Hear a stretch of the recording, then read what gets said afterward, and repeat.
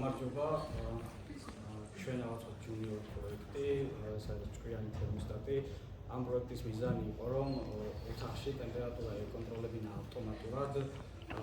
ანუ გულისხმობ იმას, რომ უნდა ჩაერთო ტემპერატურა, მაშინ როცა რეალურად იყო საჭირო და უნდა გამოერთო მაშინ, როდესაც მივიდოდა კონკრეტულ სასურველ ტემპერატურაზე. ამ პროექტის მიზანი ასევე იყო ის, რომ გვეჩვენებინა შეიძლებოდა აგვეწყო ისეთი ელექტროინჟინერული პროექტი, ისეთი მარტივი მიკროელექტრონული მოწყობილობებით, როგორც არის მაგალითად ESP32 ტემპერატურის სენსორი, 5 ვოლტიანი რელე მოდული და ასევე გამოვიყენეთ Chrome პანელის დისპლეი.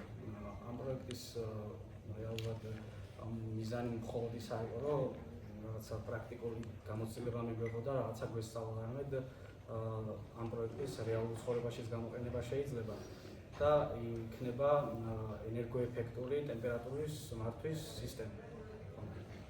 ამის შემდეგ ჩვენი სისტემა შედგება ESP32 მოდულისა და Chrome panel touchscreen display-სგან, ანუ ამ დისპლეის საშუალებით მომხმარებელს შეუძლია რომ სასურველი ტემპერატურა ერჩიოს, ხოლო ეს დისპლეი კი პირველ ESP32-ს გადასცემს ამ ტემპერატურის მონაცემს, ხოლო ESP32-ზე ასევე არის მიერთებული ტემპერატურის სენსორი, რომელიც ოთახში არსებულ რეალურ ტემპერატურას ზომავს, ხოლო ეს ინფორმაცია გადაიცემა მეორე ESP32-ს, რომელიც აკონტროლებს რელეს, ხოლო რელე კი აკონტროლებს გამათბობლის ჩართვა გამოთვას. დემონსტრაციისთვის ჩვენ გამოვიყენეთ მეორე მოდულზე ნატურა, იმისთვის რომ იმიტაცია გავუკეთებინა გამათბობლის ჩართვა გამოთვას. ანუ როდესაც ტემპერატურა იქნება რეალური ტემპერატურა იქნება უფრო დაბალი ვიდრე სასურველი, რაც მომხმარებელმა ერჩია, მაშინ ნატურა იქნება ათებული, ხოლო როდესაც მიაღწევს, მაშინ კი გამოირთვება ნატურა რა. და ამით ვიღებთ device, რომელიც თავად წვეთს, ასე რომ ვთქვათ, და აკონტროლებს გამათბობლის ჩართვა გამოთვას. ამ პროექტის ყველაზე საინტერესო და მნიშვნელოვანი ნაწილი იყო PID ალგორითმი, ანუ პროპორციულ ინტეგრალურ დერივაციული სისტემა.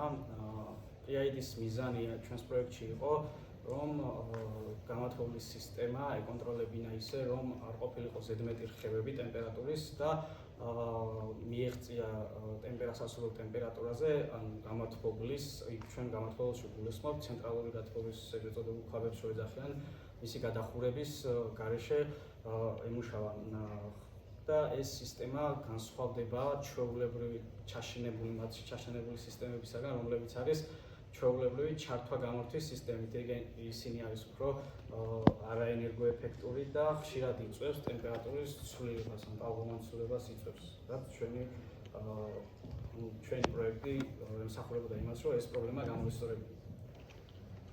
PID-ის ეფექტური მუშაობისთვის საჭირო არის სამი პარამეტრის შერჩევა, რომელიც არის KP, KD, ხოლო ესე იგი ეს პარამეტრები თავიდან ჩვენ შევარჩიეთ ექსპერიმენტალურად, ასე ვთქვათ, ხელით ასე ვარჩევდით, რითაც ესე იგი მოწყობილობას შეეძლო, რომ ესე იგი არსებულ ტემპერატურა უფრო სტაბილურად მიიყვანა რა.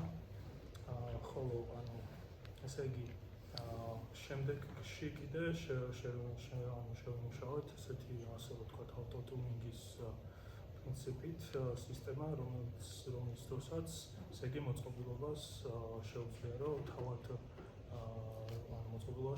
თავად შეარჩიოს ეს კოეფიციენტები ოპტიმალურად, ესე იგი ოთახში აკონტროლებს ტესტს ატარებს და აკონტროლებს დინამიკას, ტემპერატურის ცვლილებას და აქედან გამომდინარე არჩევს ამ პარამეტრებს. ხოლო ყველაზე კარგი რამე, რაც თავისთავად რაც გააჩნია ამ device არის ის, რომ ესე იგი ნებისმიერ ოთახს შეუძლია რომ ავტომატურად მოახდინოს და მოარგოს ეს კოეფიციენტები და აქედან გამომდინარე აკონტროლოს ტემპერატურის ცვლილება. რომ ეს ავტოტუნინგ მექანიზმი შემდეგნაირად მუშაობს, თავიდან ოთახში რომ დავამონტაჟებთ, სატესტო რეჟიმში ითვლება პირველ ჯერზე და მე არგებს იმის მიხედვით თუ ოთახი რა ზომისაა, რა სიჩქარით იცვლება ტემპერატურა ოთახში და დამოკიდებულია კიდევ ასევე გათბობის ქვაბის სიმძლავრეზე. ხო და ახლა გადავალთ დემონსტრაციის ნაწილზე. სადემონსტრაციოდ, როგორც აღნიშნეთ, რელე მოდულზე დაყენებული გვაქვს ნატურა, გამომდინარე იქიდან რომ აქ ვერ მოვიტანდით გამართულებას და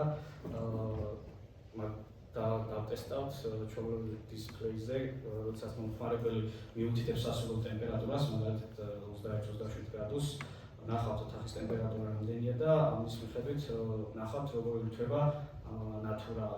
თავიდან PID ალგორითმი მუშაობს შემდეგნაირად, თუ ტემპერატურა ძალზე დაბალია ოთახში სასურველ ტემპერატურაზე, სიგნალის ხანგრძლივობა იქნება მეტი, რომ ტემპერატურამ ცოტათი სწრაფად აიწევს. მე ნელ-ნელა რომ უახლოვდება სასურველ ტემპერატურას, ჩართვის სიგნალის ხანგრძლივობა იკლებს.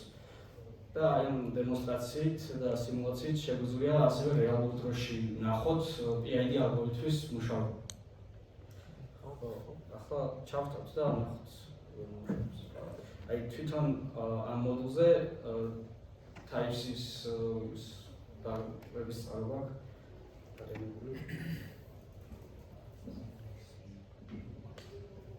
და ასევე ხო აქ ტემპერატურის სენსორის ადგილზე გვაქვს ჭრილები, რომ ტემპერატურას ამის კარგად გაზომოს ტემპერატურას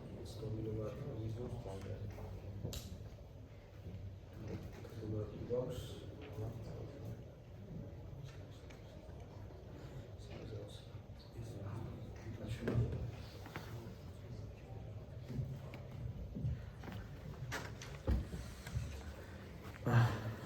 ხო, ოთახში 26 გრადუსია, set point-ის 26-ია და 25 არა. უნდა აწილო მაგალითად, იმიტომ რომ ტემპერატურა 26-ია. აბა 30 და აი ხედავთ რომ ჩაირთო ეს მოდული, როგორც აღნიშნე, უნდა ჩამონტაჟდეს გამართულში და ნატურის ნაცვლად რეალურად იგულისხმება, რომ რელე ჩაირთო გამართულმა უნდა ჩართოს. ხო, ახლა აი აქ ტემპერატურის მომენტები ეხა რითი თავგანწირული მაგას წყლის იმითი? წყალსაყენო და არა. არა, ხარისხობს. ეს ოთახში არის. ეხა რაც აყენია ხოლმე ისე ფოქში. წყლის ტემპერატურა. ხო.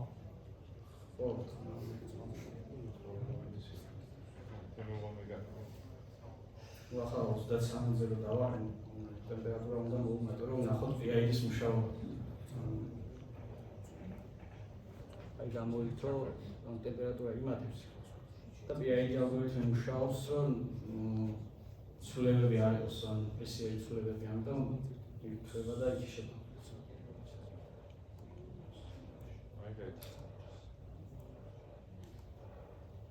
ახლა ჩემი იმით ძალიან სწრაფად იხება ტემპერატურა და ამას ოთახში რომ წერთ, იქ ხედავთ, რომ ხანგრძლივად არის ჩართული, მე ცოტა ხანგრძლივად გამორთულია და ასე იწევს ნელ-ნელა, რომ გადაცდეს სასურველ ტემპერატურას და შეინარჩუნოს ის set point-ი, რაც მინდა გქონდეს. სხვა ხო მეტის მანერად დემონსტრაციას ვერ მოახდენდით ეს დასკვნა. მithumetă acolo. Nu შეგვეძლო რაღაცა პატარა განათლებელი მოგვეტანა იმაზე დაგვეყენებინა და ეს ახლოს დაგვედოით და ის რო გაათხოვდა მაინც ნახავთ ხო?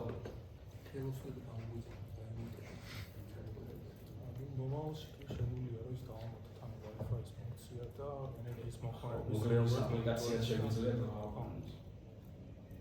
რეალურად მუშაობს. ან ლაბში ის სატესტო რეჟიმში ლაბში ტესტავდით ახალი ის დაგვეყენეს კონდიციონერი და ის მაგით ტესტავით რა და რეალურად იქ ხედავით რომ როცა ტემპერატურა იწევდა ან ნელ-ნელა თუ იწევდა დიდხანს იყო ჩართული და მე PID ალგორითმის მუშაობასაც ვაკვირდებოდით რომ გამორთულიც იყო, ჩართულიც იყო და რეალურად იმას ხელით ვთავდით, შევდით, მაგრამ მაინც რაღაცა შევარჩიეთ მაგით კოეფიციენტებს.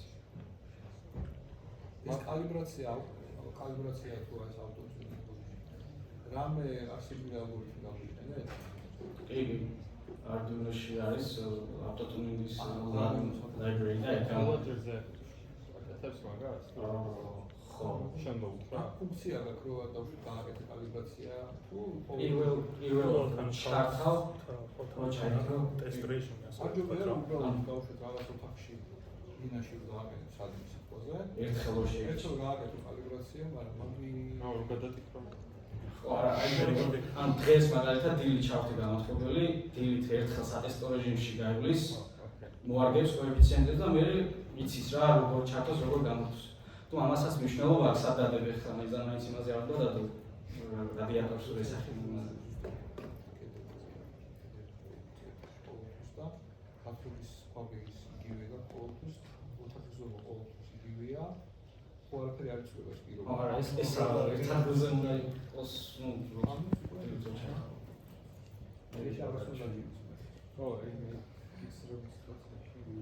მადლობა მეგობრებო დიდი